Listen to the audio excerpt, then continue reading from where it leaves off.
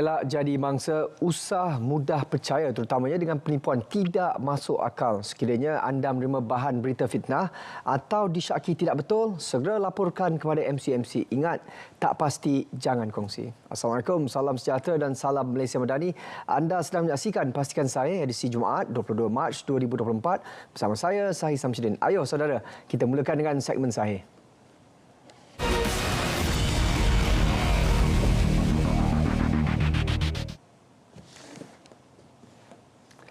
Benarkah minyak masak jenama Nice Day tidak halal kerana tiada logo halal dan berasaskan sumber haram?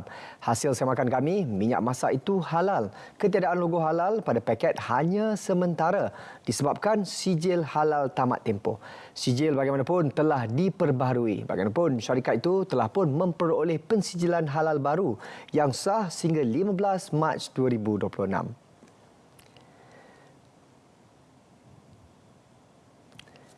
JPJ mengambil maklum dan memohon maaf berhubung isu paparan gambar pemilik lesen memandu Malaysia Digital ELMM yang berlainan dengan maklumat pemilik sebenar. Jabatan ini ingin menjelaskan bahawa perkara tersebut berlaku ketika pasukan teknologi maklumat melaksanakan kerja-kerja penyelenggaraan sistem yang dibuat secara berkala bagi memastikan kelestarian sistem MyJPJ. JPJ ingin memaklumkan bahawa perkara ini telah diambil tindakan pembetulan dan penambahbaikan serta-merta. JPJ juga ingin mengesahkan dan memberi jaminan bahawa tiada sebarang unsur penyalahgunaan sistem maupun kecurian identiti maklumat pemegang lesen memandu. Sebaliknya, segala maklumat adalah terpelihara dan selamat. Benarkah ramai guru kehilangan duit simpanan dalam akaun bank Islam selepas mendaftar pangkalan data utama padu? Hasil siasatan, polis mendapati kehilangan wang dalam akaun bank membabitkan guru di Dungun, Terengganu adalah disebabkan oleh perbuatan skamer. Berikutan itu, ramai pihak menyuarakan keengganan mendaftar padu kerana bimbang ditimpa nasib sama. Siasatan polis mengesahkan insiden itu adalah angkara skamer dan tiada kaitan dengan pendaftaran padu. Semakan MyCheck juga mendapati skam itu turut melibatkan mereka yang belum mendaftar padu. Baik, saudara-saudari, menurut kenyataan Kementerian Kesihatan Malaysia KKM, hasil pemantauan terkini yang dijalankan oleh Program Keselamatan dan Kualiti Makanan PKKM mendapati bahawa produk coklat jenama Slime Choco atau Slime Mochoco dikesan mengandungi sibutramine, iaitu sejenis sebatian kimia yang bertindak sebagai pemendam rasa lapar atau selera makan, appetite suppressant. Berdasarkan data daripada satu kajian di peringkat antarabangsa dikenali sebagai Sibutramine on Cardiovascular Outcome Study (SCOUT), sibutramine ditepati mempertingkatkan risiko kardiovaskular seperti serangan jantung dan strok terhadap pesakit obes yang mengambil ubat berkenaan. Justru KKM memutuskan sibutramine sebagai bahan terlarang yang tidak lagi berdaftar dengan KKM. Antara kesan sampingan sibutramine yang dilaporkan termasuk gangguan fungsi sistem jantung seperti menyebabkan degupan jantung jadi lebih laju walaupun dalam keadaan rehat.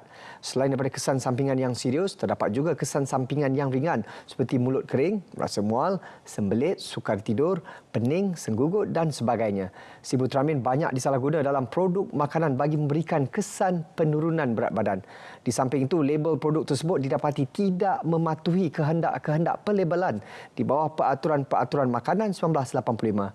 Label tersebut juga memaparkan label skim pensijilan GMP dan skim pensijilan mesti KKM palsu. Sehubungan itu, produk tersebut tidak boleh diiklankan untuk jualan dan tidak boleh dijual seperti dinyatakan di bawah Peraturan 9 Peraturan-Peraturan 2 Makanan 1985. Menurut kenyataan Cyber Security Malaysia menggesa orang ramai supaya berhati-hati dan berwaspada dengan penyamaran yang dibuat melalui panggilan telefon sebagai pegawai Cyber Security Malaysia. Untuk makluman anda semua, Cyber Security Malaysia tidak membuat sebarang panggilan telefon seperti yang didakwa. Cyber Security Malaysia juga ingin menegaskan bahawa agensi ini tidak menghantar mesej pesanan ringkas melalui SMS, WhatsApp atau mana-mana platform media sosial dan juga email. Baik, saudara-saudari, tular dakwaan di media sosial kononnya inisiatif skim perubatan madani yang membabitkan rawatan percuma di klinik perubatan swasta GP telah ditamatkan. Skim itu sebenarnya masih diteruskan, ia ditambah baik dengan ditumpukan kembali kepada 10 daerah memerlukan dan mempunyai masalah kesesakan kritikal. Langkah itu bagi memantapkan operasi selain mengimbangi dan mengambil kira kemampanan pembiayaan kewangan semasa kerajaan.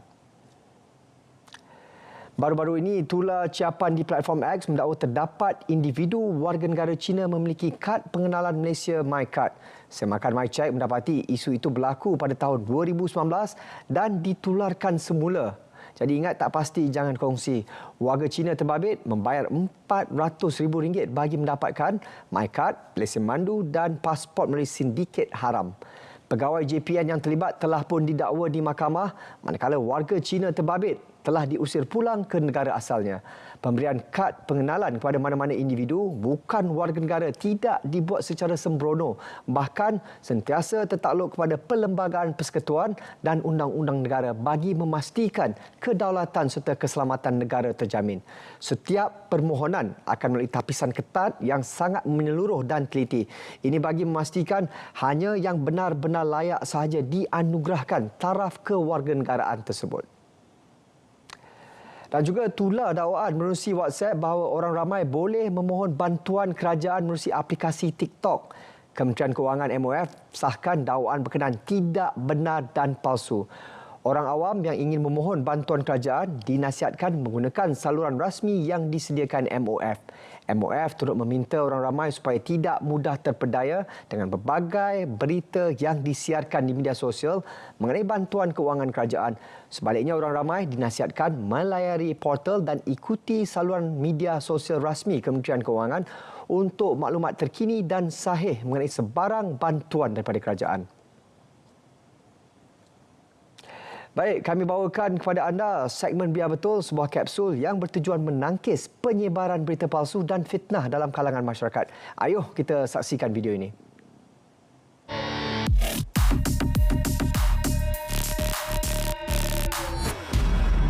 Tular kontena syarikat berpengkalan di Israel dikesan berada di lebuh raya negara ini. Kelibat kontena dikatakan dilihat minggu lalu. Keberadaannya mengundang reaksi yang pelbagai. Tak kurang yang mempersoal status sekatan masuk kapal dari negara haram itu. Semakan pasukan Biar Betul mendapati realitinya tak seperti didakwa. Kontena terbabit disahkan berada di negara ini, namun ia sebenarnya tak dapat restu Putrajaya. Sebaliknya, keberadaannya di jalanan terjadi kerana kecuaian pengendali pelabuhan. Menurut Menteri Pengangkutan, pihak pelabuhan telah diarah memastikan semua kontena berjenama Israel tak keluar dari pelabuhan. Ia juga perlu dikeluarkan ke negara asal atau negara lain. Namun lain pula jadinya. Pengendali pelabuhan tersilap, terkeluar, dibenarkan keluar satu kontena ini. Jadi memang kita akan reprimand pengendali pelabuhan ini. Pelabuhan telah diberikan satu amaran keras bahawa kita tak nak melihat mana-mana kontena ini keluar daripada pelabuhan kita. Apa yang sedia ada itu, dia kena dikeluarkan secepat mungkin. So, apa yang berlaku ini memang satu kesilapan daripada pihak pengendali pelabuhan dan kita akan reprimand pelabuhan tersebut. Ini bermakna sekatan berlabuh untuk kapal dari negara haram Israel kekal. Henti sebar maklumat tak betul. Elak cetus kegusaran awam. Penyebaran berita palsu merupakan kesalahan. Terima maklumat palsu atau bahan fitnah, segera lapor ke MCMC. Biar betul, tak pasti, jangan kongsi.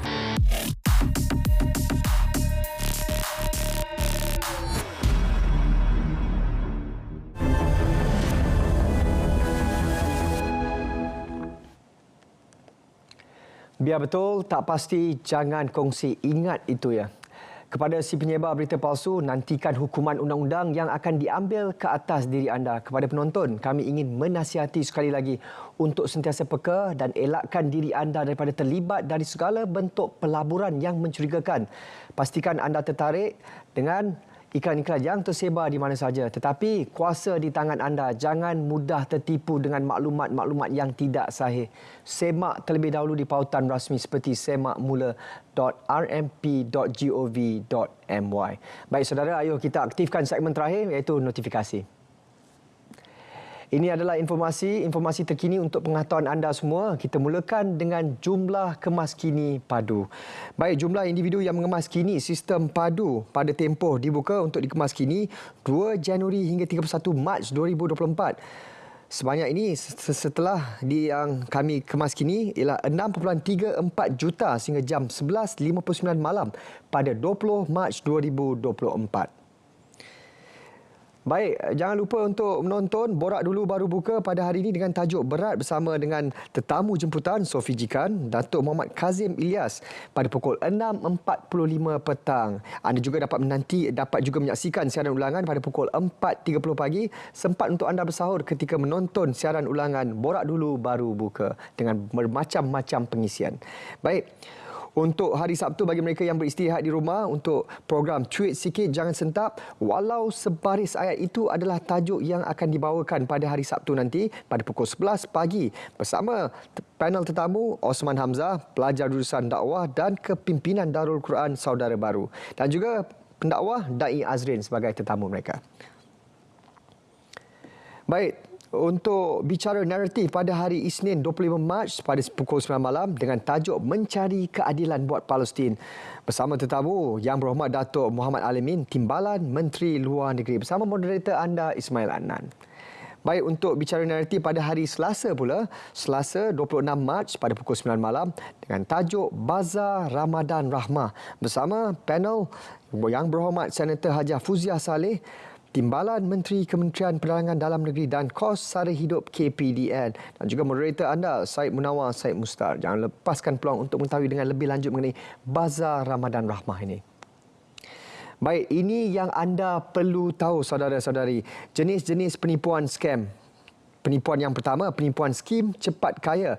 Penipu menawarkan peluang untuk menghasilkan wang dengan cepat dan mudah, tetapi sebenarnya mereka hanya cuba memperdaya mangsa untuk menyertai skim yang sebenarnya tidak wujud. Penipuan hadiah ataupun gift scam, penipu menghubungi mangsa dan memberitahu mereka bahawa mereka boleh memenangi hadiah besar, tetapi mereka perlu membayar sejumlah wang untuk menuntut hadiah tersebut. Ini adalah scam ataupun gift scam. Penipuan pajakan tax scam, penipu menghubungi mangsa dan mengancam tindakan undang-undang jika mereka tidak membayar cukai yang sebenarnya tidak wujud. Baik, bagi penipuan yang terakhir, penipuan pelaburan ataupun investment scam, penipu menjanjikan pulangan pelaburan yang tinggi tetapi sebenarnya mereka hanya mengumpulkan wang daripada mangsa. Baik, saudara-saudari, pastikan saya sudah sampai ke penghujung rancangan. Hentikan spekulasi, hapuskan berita yang tidak pasti. Tidak pasti, jangan kongsi. Dari sungai ke segara, Palestin pasti merdeka. Saya Syed Samsudin. Assalamualaikum dan salam sejahtera.